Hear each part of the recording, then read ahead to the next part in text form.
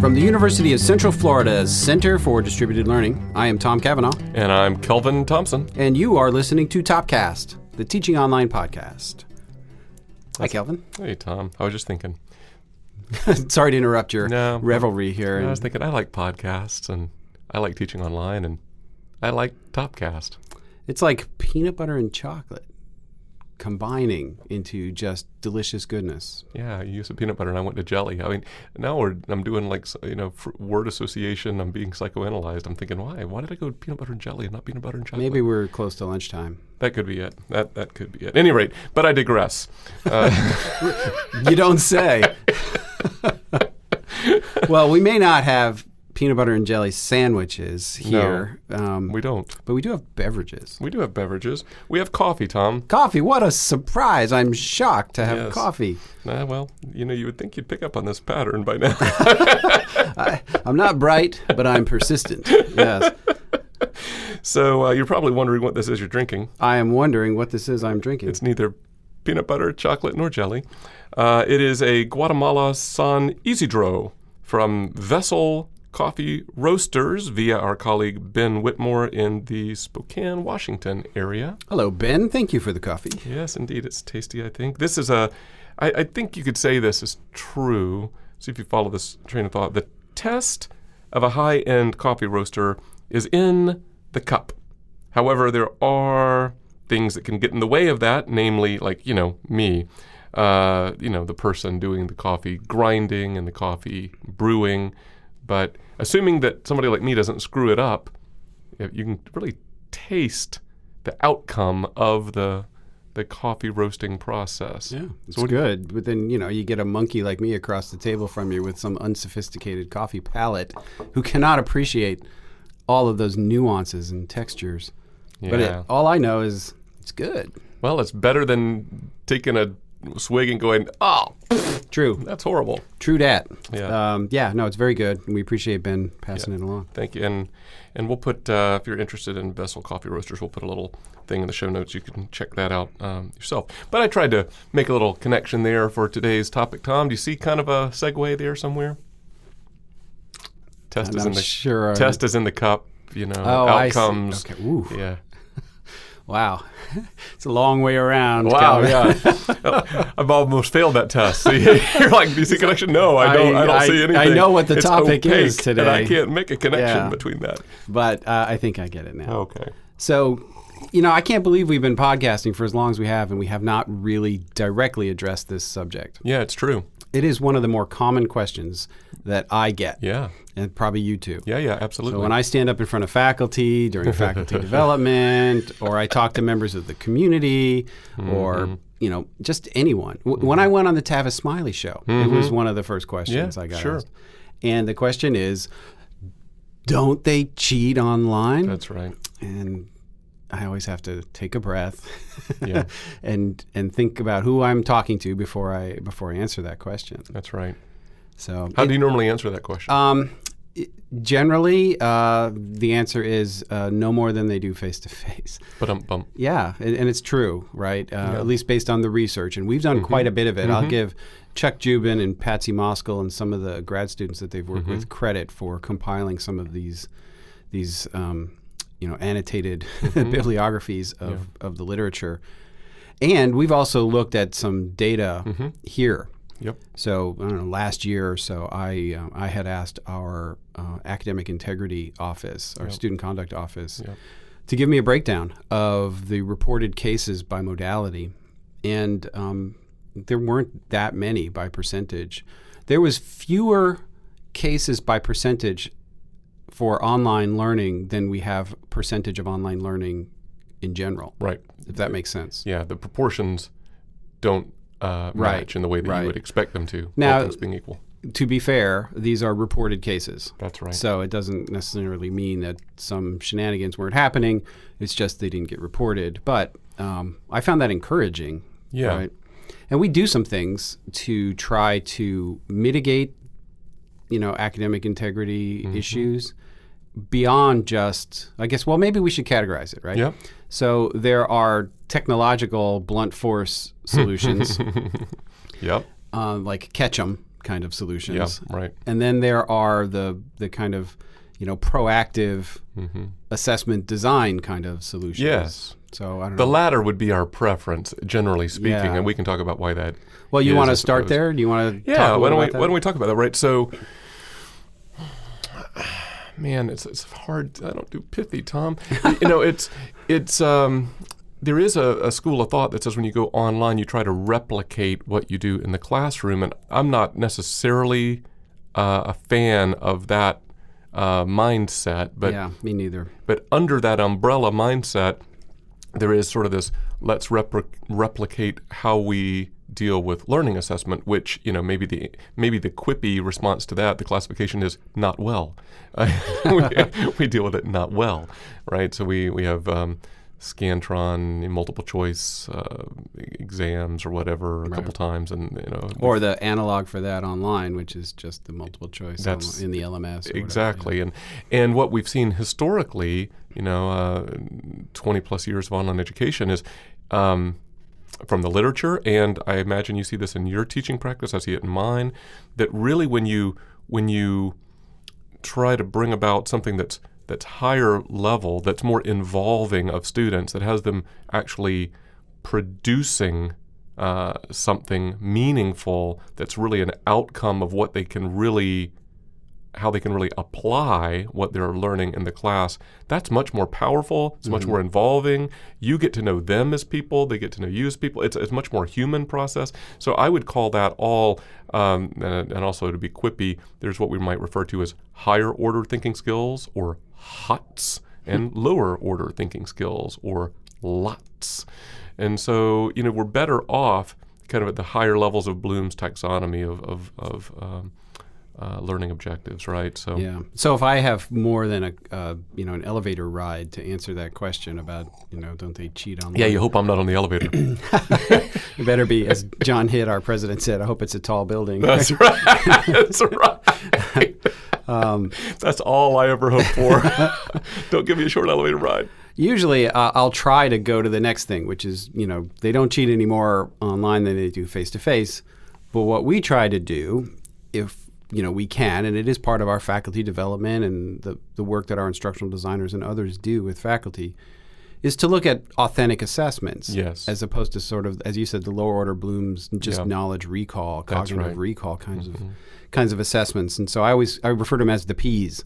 So you have like progressive papers, various drafts. You have portfolios, projects. Ooh, Tom, you're very quippy. Look at you. Yeah, and there was one other too that's just escaping me that I had. It was another P. Progressive papers, portfolios, Projects, and there was something else, but I'll think of it anyway. Huh. But I like that. there was like 4 of them. I've not heard you say that before. I like that. I'm going to steal that.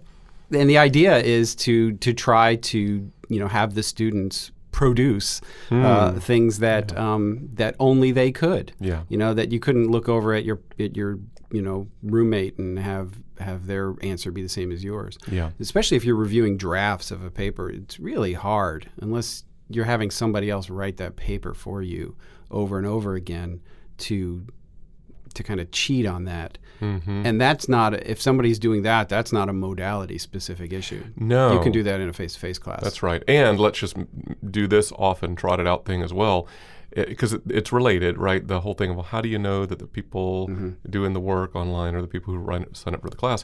Well, how do you know the person sitting in the physical classroom is the person who signed up for the class, unless you are checking IDs at the door? Right. Right. Yeah. So we don't necessarily hold face-to-face to the same standard either. No, we don't. But there are actually some fairly straightforward things that you can do online to ensure identity, including videos and IDs and other kinds of things that actually are easier to facilitate online than they are face-to-face. Right. If you had a lecture class of 100 people and you had to check IDs for every single one of them, there's half your class, right, spent trying to look at people's identification. You could do the same thing online. Everybody do it on their own, and it wouldn't take 10 seconds to go through it. That's right. But speaking of that, right, there's that gets us into a little bit of like proctoring. Proctoring's a big thing, right? It is. Boy, talk about a big industry. Yeah, and taking nothing away from anybody. I mean, more power to you. Make the better mousetrap and so forth. It's just I find myself. I think that is part of the equation. I think you have to go there. Yep.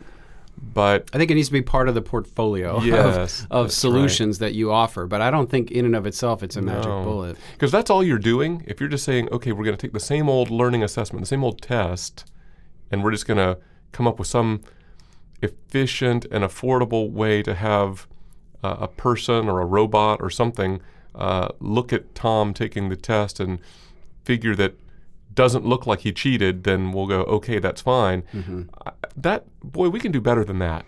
Yeah, I agree. And our colleague here, Joel Hartman, likes to describe it as whack-a-mole. Right. We can keep throwing various new and improved technologies at students, but students are awfully clever.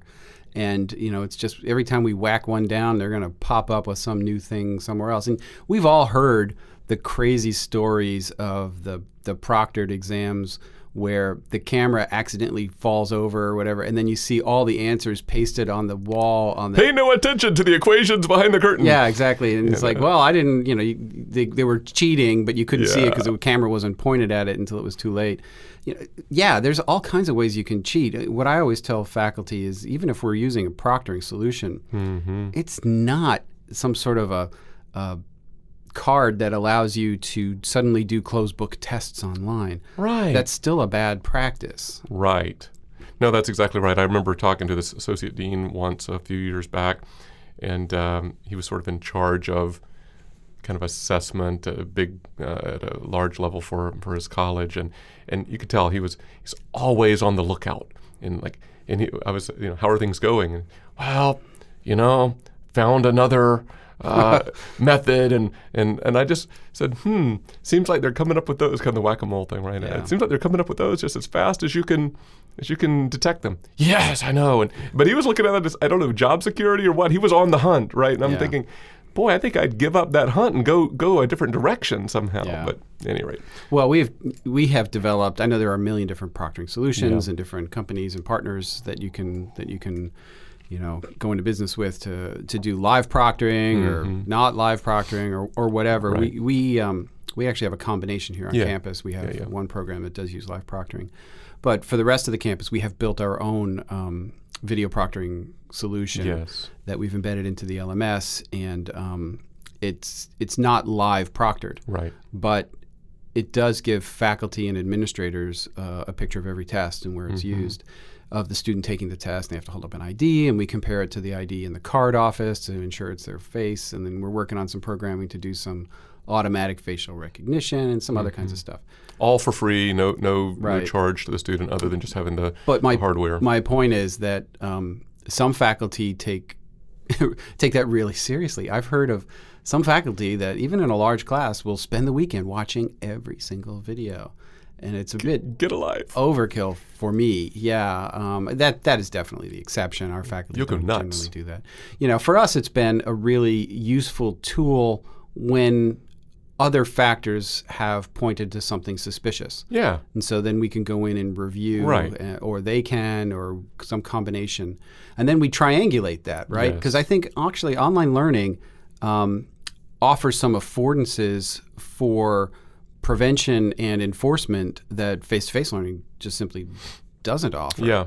So we've checked IP addresses, we've checked the timestamps of different people taking tests, we've checked all kinds of things to kind of either tell faculty, something weird did happen here, you may want to investigate or report or whatever. We don't generally make judgments, but we'll give all the facts that we find.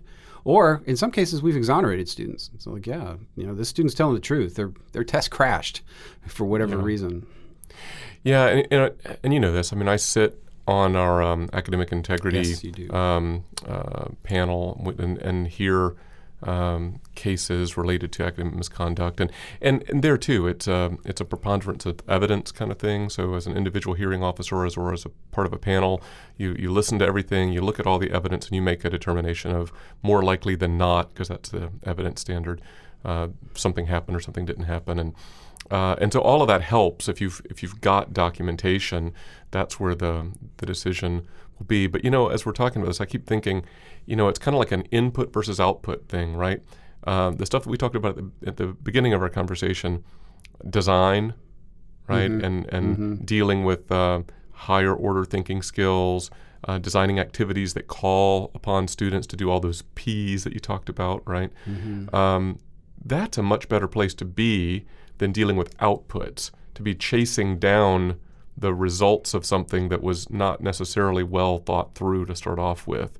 Because it will be whack-a-mole. You'll never catch everything. Right. Gotta catch them all. Pokemon. That was your other P. That must have been the fourth P. Pokemon. Of course. How could I have forgotten Pokemon? But I'm reminded of you cited Joel Hartman. I'll cite Chuck Jubin.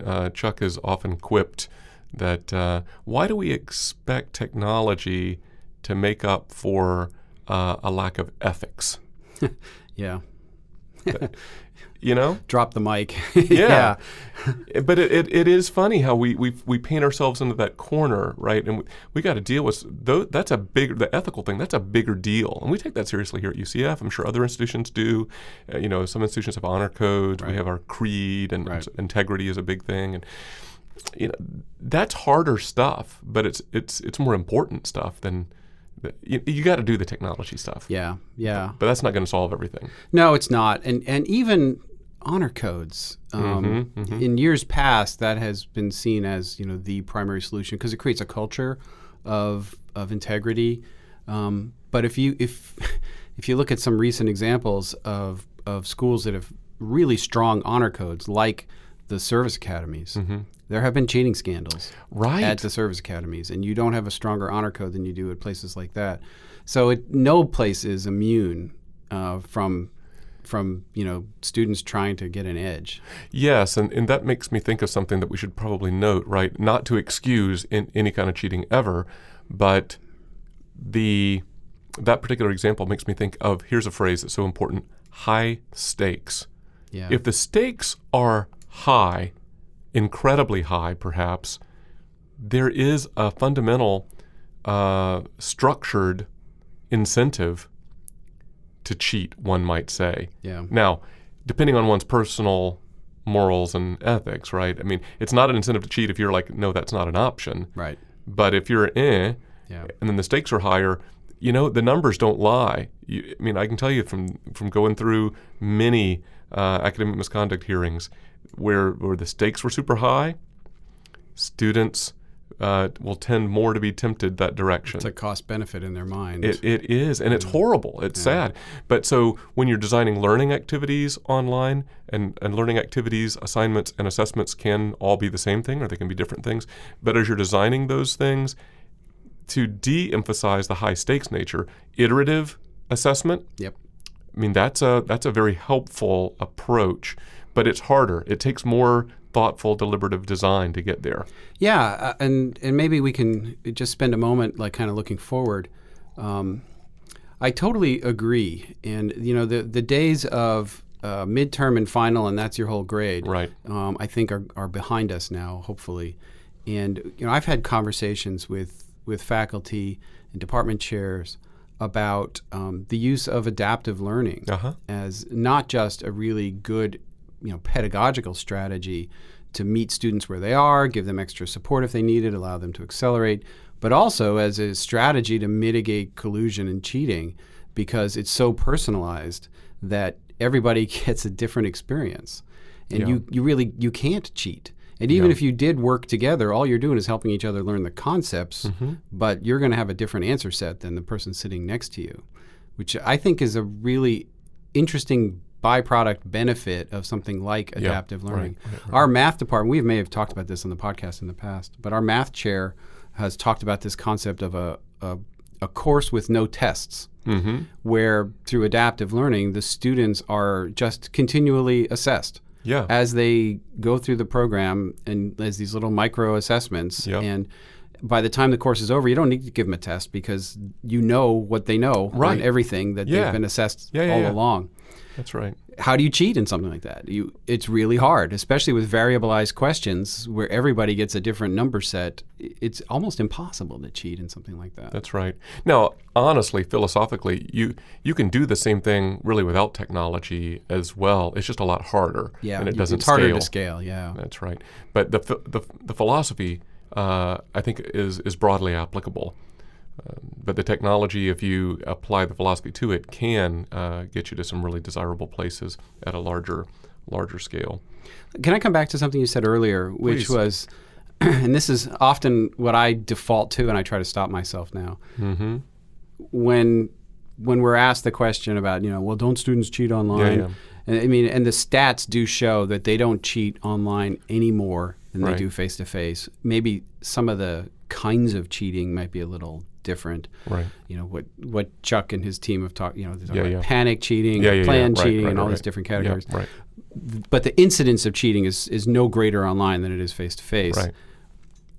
But when we say, well, you're holding online learning to a higher standard than Mm-hmm. you are face-to-face because you're not checking IDs at the door, as many times as I have said that, and I've said that plenty, Mm-hmm. it's never worked, right? I know, right? Isn't that It's funny? never swayed anybody. I've never had anybody put their hand to their chin and say, well, I never thought of it like that before. I actually have, in fairness, had a Really? couple people go, but they're more thoughtful people than the folks you talk to. Yeah, the cretins that I associate with. Yeah. But continue on. Yeah. Well, I just have tried to, at least if I mention it, not dwell on it, because I don't think that ends the argument, because I don't think it's sure. persuasive. Right. So I think it's time to kind of move past that as a defense, and to talk more proactively about the kinds of things we are doing that I think are better than the face-to-face environment. Some of these strategies we've already touched on. Well, that's a good point. We talk about like a different standard and a higher standard and better standard. It's a good strategy, Tom. Lean into that. Yeah. Embrace it and say, yes, our standards are higher online than they are in face-to-face. Yeah. And it kind of goes back to something we did talk about. This was a long time ago, about the no significant difference literature, where when people ask, is online learning as good as face-to-face, which is kind of a derivative of this cheating question. And the answer that we have used in the past is based on the corpus of literature on no significant difference. Well, just telling people that it's as good as face-to-face, I think probably isn't good enough anymore. I think we need to talk about how it could be better in some cases. Yeah. Not to say face-to-face is bad, right? Right, of course not. Of course not. Because it's great. But there are certain affordances that the online environment give you in certain situations and contexts that can make the experience more effective or better or whatever, depending. And I think the same thing exists in the world of academic integrity.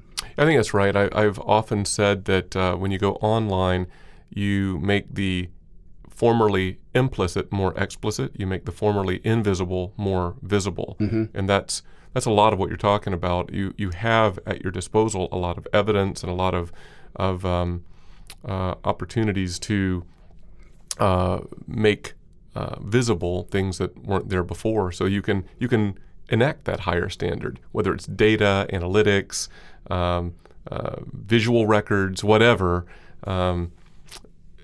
It's different than what you've had face-to-face. So you might as well lean into it and embrace it. So that's a good point. Yeah, people are not going to stop asking that question. And I think we need to be prepared with some answers depending upon who you're talking to. And you know what? We've got a forum for feedback on our website. And I would welcome people to share how they answer this question about academic integrity with us and with the community, because I think collectively it would be good for us to kind of have some responses that are not feeding into sort of myths and misperceptions. Yeah, so Tom just gave you homework, folks. And so if you go to the Topcast website, topcast.online.ucf.edu, find this episode and scroll down to the bottom. There's a comments box there, and you can type away to your heart's content on how you've addressed these issues. But our time and our coffee are growing. Yeah, thin I've there, seen Tom. the bottom of my cup, alas. It was very good. Thank you, Ben. Yes. Yeah, indeed. Thanks very much for that. Very tasty coffee. So as we get close to wrapping up, can I take a stab at where I think we're kind of landing this Land topic? the plane, Kelvin. Landing gear is down. Disagree if you'd like. And there's, there's so much more we could talk about here. This is more than a one episode podcast topic, that's for sure. We'll throw some supporting resources on the show notes page and all, but we probably need to come back and revisit other things. We haven't really talked about things like writing higher ordered multiple choice exam items and all manner of zoomed in on the ground ways of designing for higher order thinking and all the P's you talked about. But that'll be for another day. Here's my stab here. Academic integrity online is more of a learning assessment and personal ethics issue than it is a technology issue. So our approaches to solving those issues ought to match the challenges. That is, we ought to take them on as a personal ethics issue and as a learning assessment design issue rather than as a implement technology thing. Would you agree? I would agree. I think it's a multi-pronged solution. It's not any single strategy that you employ is going to address this. Yeah. Cool. All right. So maybe that's a good place to wrap it up. Until next time, for Topcast, I'm Tom. I'm Kelvin. See ya.